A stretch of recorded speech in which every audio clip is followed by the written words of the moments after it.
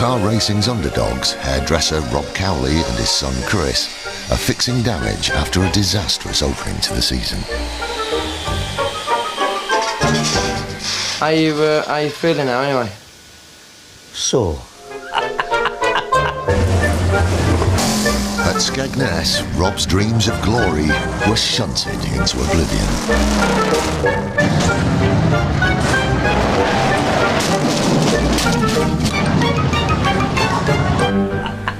Show me, Bruce. I'm going to get a reputation. You'll love this. There.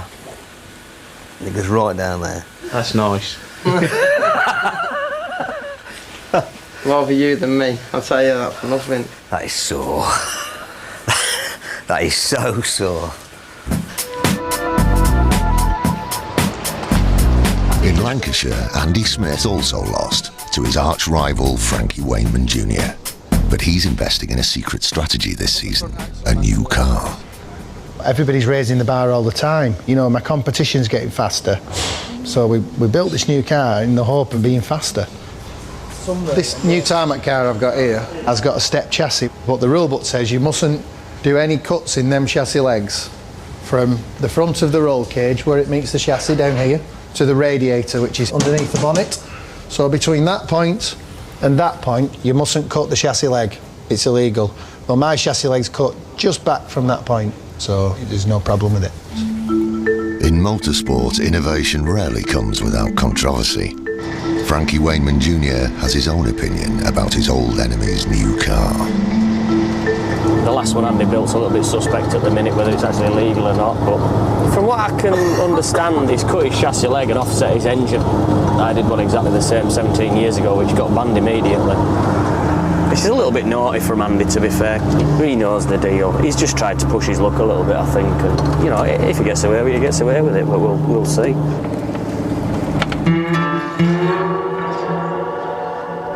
Chris Cowley is also sporting a racing injury. He's trying to keep up with Dad. You don't call that a bruise. And I went in harder than you as well. Yeah, that's a love bite. I don't know about a bruise. No, I should be so lucky.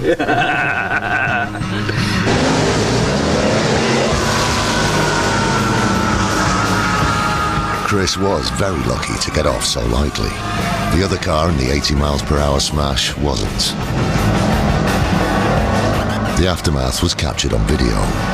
Tony Smith, Chris's victim, was knocked unconscious and only just escaped the flaming wreckage. The crash is big news. Big bad Tony Smith apparently had an issue with Master Cowley at Buxton. You got more than an issue now. If he's going to give it, he's got to take it, ain't he? And that's it. Yeah, when you go up there tomorrow. Last time it was Tony Smith who'd fenced Chris. In Dad's eyes, what goes around comes around. Chris had never had an issue with Tony Smith before this, but he put Chris into the wall hard. They carted him off in the ambulance. And Tony was on record and strutting his stuff as though he was the big man. Well, on Saturday, he wasn't quite as big. Well, I took his aerofoil off his car, took his bonnet off the top of the engine. He went in the wall backwards, the chassis was wrecked, and his car did catch fire. You know, I didn't get a satisfaction from that. But I'm not going to go up to him and go, Tony, I'm sorry. Tony Smith owns a garage in Loughborough. His repair bill could top £3,000, but his memories of the crash are hazy. I ended up getting in the ambulance and going to hospital. About all I do remember of it. I'm badly bruised inside, I'm sore. I've had 12 days off up to now. I still ain't right yet, and I won't be right for a bit because that was just over the top. And everybody said it's over the top. It got me a good one, it hurt. They'll grow up one day. It's a bit like the playground at school.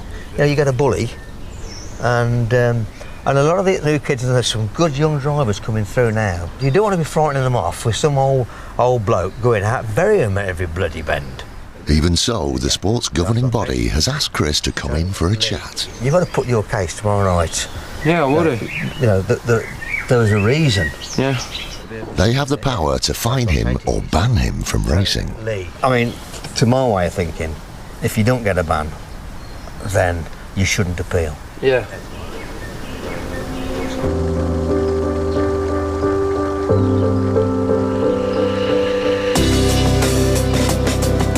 Formula One stock car racing welcomes drivers from all backgrounds and budgets. 16-year-old Georgia Nichol is the daughter of an East Midlands landowner.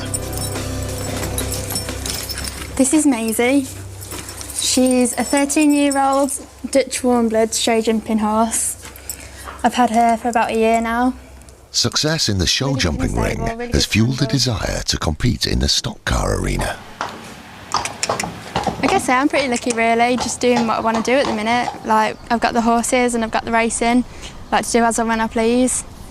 But I don't know if it's always going to be that easy. Mum Jane is worried that she may be riding for a fall in the brutal world of F1 stock cars. Don't actually think it is a girls' sport, but when you do something for two of your kids and the other one wants to do it, then who am I to say, well, no, you're not? If she wants to do it long term, then that's fine. She can, you know, she can have a car, she can have her own car, and we'll support her in whatever she wants to do. But it seems a bit strange that she's going to go from 1 horsepower to 740 horsepower. Georgia's older brothers have a stable of stock cars. James has offered to lend her one. This is the car I'll be racing. This is James's tarmac car. This is my aerofoil. It's got my name on it. James has been alright actually about me using his car. He hasn't given me any warnings yet as to like not crash it or anything, so. I've only raced it once this year. I put a load of work into it to get it ready. But hopefully she doesn't wreck it too badly.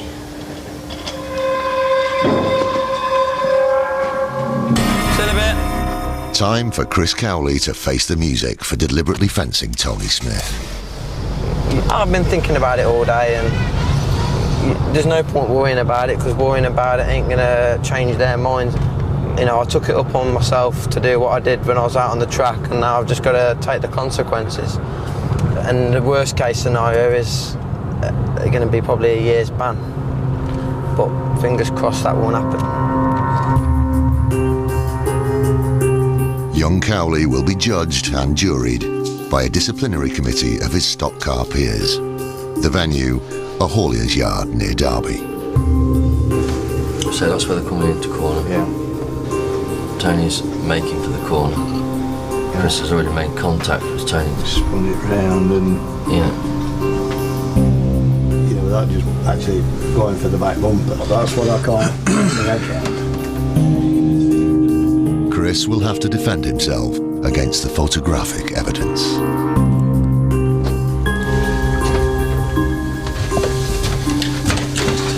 Thanks, Corey.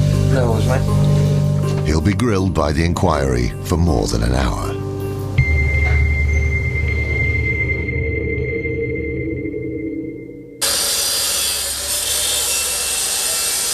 In Rochdale, word has got back to Team Smith that the legality of Andy's new car is being questioned. Somebody's obviously been telling Brisca that it's going to ruin the job or something. I don't know. No wonder that could be.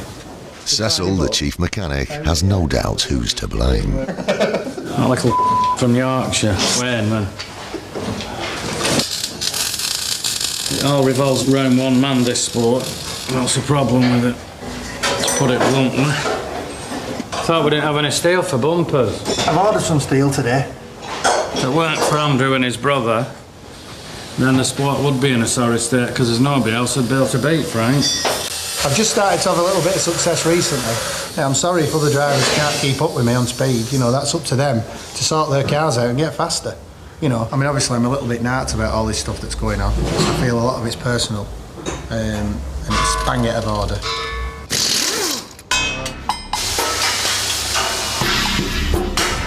When it comes to playing fair, Frankie thinks it's Andy who's cutting corners.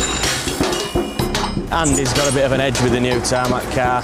You know, obviously, there's a debate to whether it's legal or not. At the end of the day, you know, if the car's not right to the rule book, you know, in my opinion, he shouldn't even be racing it. You know, the cars are good as they are. Everybody has accepted them as they are. You know, and my opinion of the rule book is you cannot do what Andrew's done. The two leading drivers in Formula One stock cars are on a collision course. Cargate is set to divide the sport.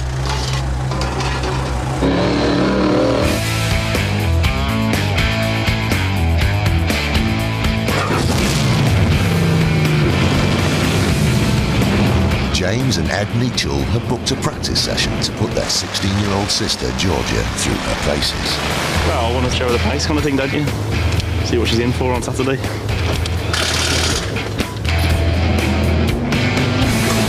In 2 days' time, Georgia will be racing this homemade car against 31 hardened drivers. She's going quite well. Yeah, she could just do with hitting a little bit harder, I think.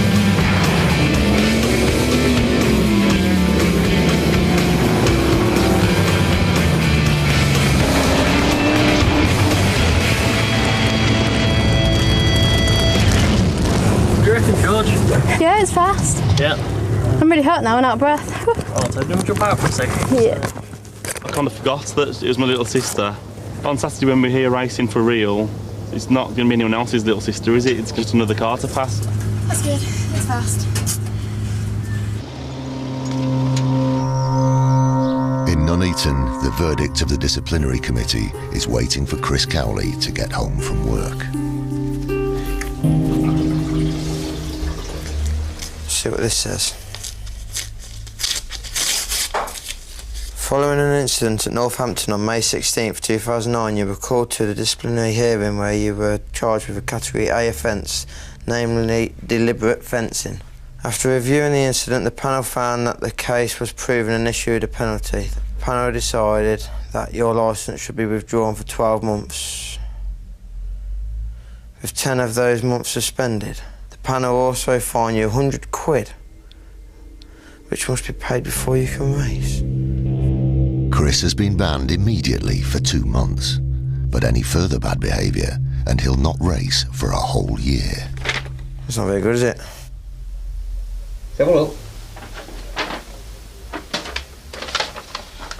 Because he's going to think that every time he hits somebody now, going to hold him back in his racing, really, isn't it? No, it won't. It's not going to stop me. I know where they're coming from and I know what they're saying, but it don't seem very bloody fair. No, when you consider that you weren't actually the instigator, were you? No.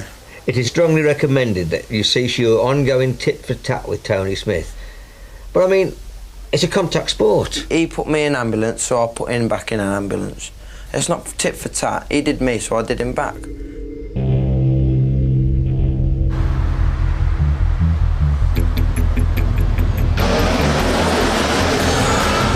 Birmingham Wheels Raceway is one of the UK's premier tarmac stock car circuits.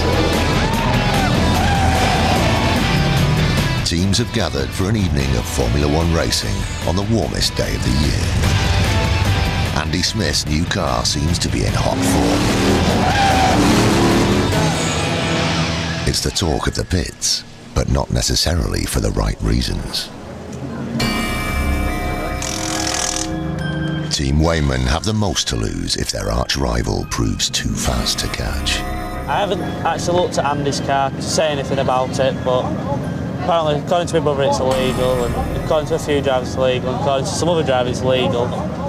You know, you're not really supposed to do it, but I don't know if he thinks he can now, or whether they've followed the rules. I just don't know. I mean, I don't sort of get involved with it. Andy's younger brother, Stuart, has also picked up on the pit-side rumours.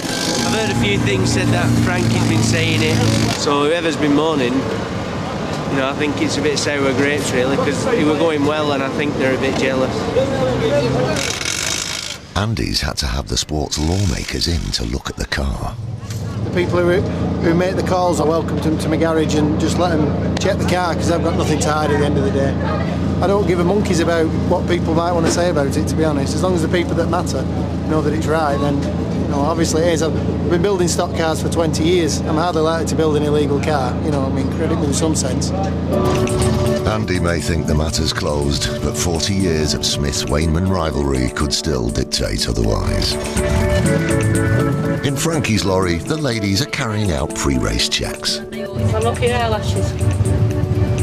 Oh wow! They look like that. They're implants. They're not implants, they're eyelash extensions. Have you got mascara? No.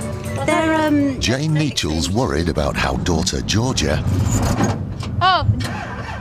is going to fare mixing it with the big boys.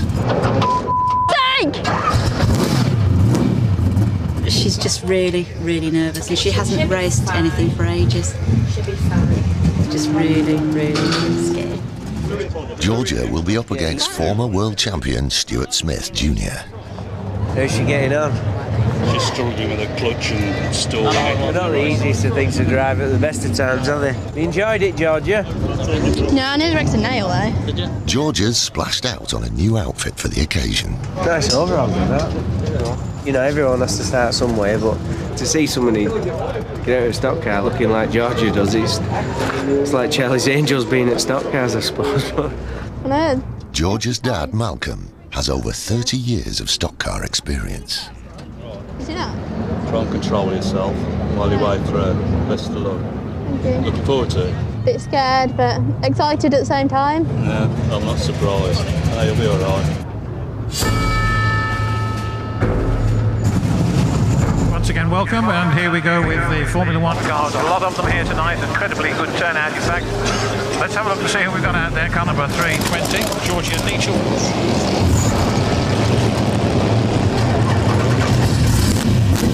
Well, that'd be interesting to see how she gets on. So she get around the first bend. Oh, bless her. Mr. Starter keeps an eye around the track, tops the green flag, and away they go.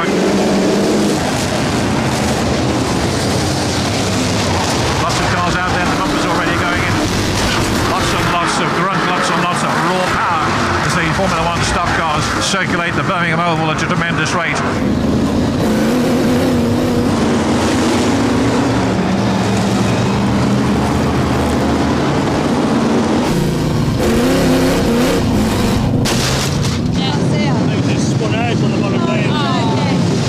We've got a casualty. Georgia's departing on the leading car number 320. Georgia's stranded, directly facing the rest of the pack. It's the end of the race before she's rescued. I was like quite nervous really. I just accelerated a bit too much coming out of the bend and spun it round. Forced to sit on the sidelines, Chris Cowley has lent his dad his own car. I think so much of my dad is unbelievable, and I've got so much appreciation for what he's done for me. Hence why I've been banned. I've given him my car to race, and I said, look, I want him to do well. Andy Smith is impressed that Rob's got his hands on son's car. Use my car, Dad. Tarmac. Nice, wasn't it? Yeah. You might as well, hadn't you? It's good, isn't it? The car's vinting, it's sat there, you know. Had the carburettor to bits, but it'd never tick over quite right. I hear Tony Smith's had his carburettor to bits and all. Sorry. I just thought you fed me that one. I thought I'd be an opportunity to get that way. I wanted to be out there, but you know, I can't be out there no matter how much I want to be out there. So my main interest now is just making sure he's all right. Get the car right for him. I know it'll mean a lot to him and it'll mean a lot to me, and I'll be dead happy for him.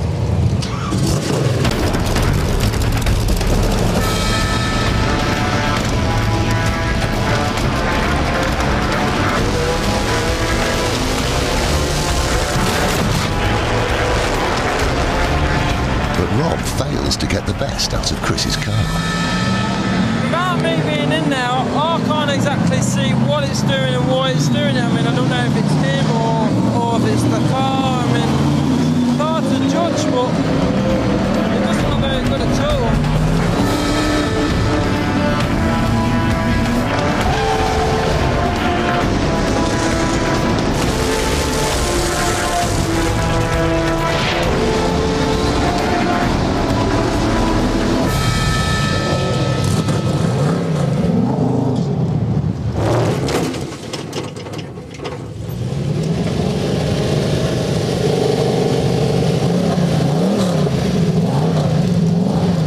Chris is getting frustrated at having to stay pitside. What are you doing? You're just playing it down. Drop it. Driving normal and keeping a tight line. As for Dad's driving, all the time you were like kissing the wall. I'm like, what are you doing? The car don't want to go that high. Just stick on the racing line and... Chris decides to tinker with the car's setup to improve his dad's performance. Again, please. What we're going to do is put so there's exactly the same amount of stagger on, but better trip, like real good grip. So it turns in better because you're going round and you're loose. Now you're either driving like a plank or it's the car. Towards the end of the race, it weren't loose. You were going in slower. I know I was. Well then, so it ain't going to be loose, was it? Why don't you put me good rubber on the front? Now you've got good rubber on the front, already. Already good tyres. Rob faces 2 long months before Chris gets back to racing. I've had enough.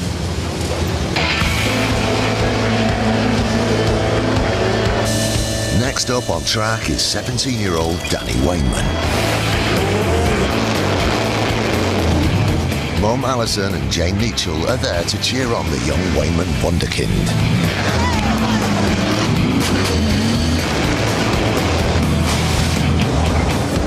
Danny scraps like a stock car veteran, only to find himself the meat in a stock car sandwich.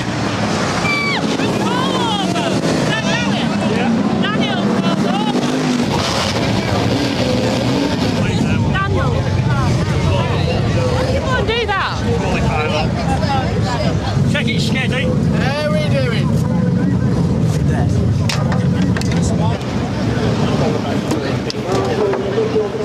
I'll duck it out now.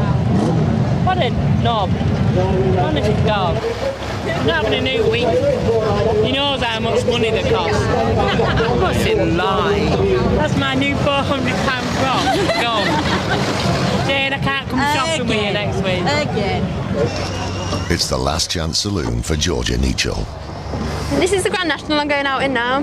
This is my last race of the night, so, you know, last chance to get a position. Feeling pretty up for it now. Quite excited about it.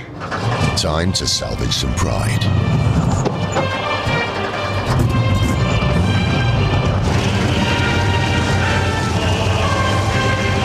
As a novice, Georgia starts right at the front of the Grand National. Breathing down her neck are 31 hardened veterans. At the back, the 2 best drivers in the world, arch rivals Frankie Wayman Jr. and Andy Smith in his new super fast car.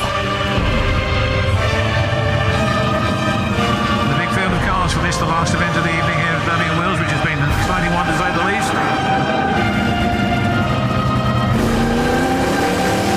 And away they go again. The power comes on the big 7-litre V8 engines. Georgia needs to stay in 4th place at car number 320. Georgia's holding her own against the big boys. She's on the pace, still comfortably ahead of Frankie Wayman Jr., who's storming through the field. Come on, Frankie! World champion Andy Smith is smashed out of contention. Andrew Smith making a bit of a pig's ear of that. As he rejoins the fray, Georgia, braking hard for the corner, just misses him. She's battling with the best of them. I do this, you know, my stomach's just round and round and round. It's like a washing machine. Then, every mother's worst nightmare.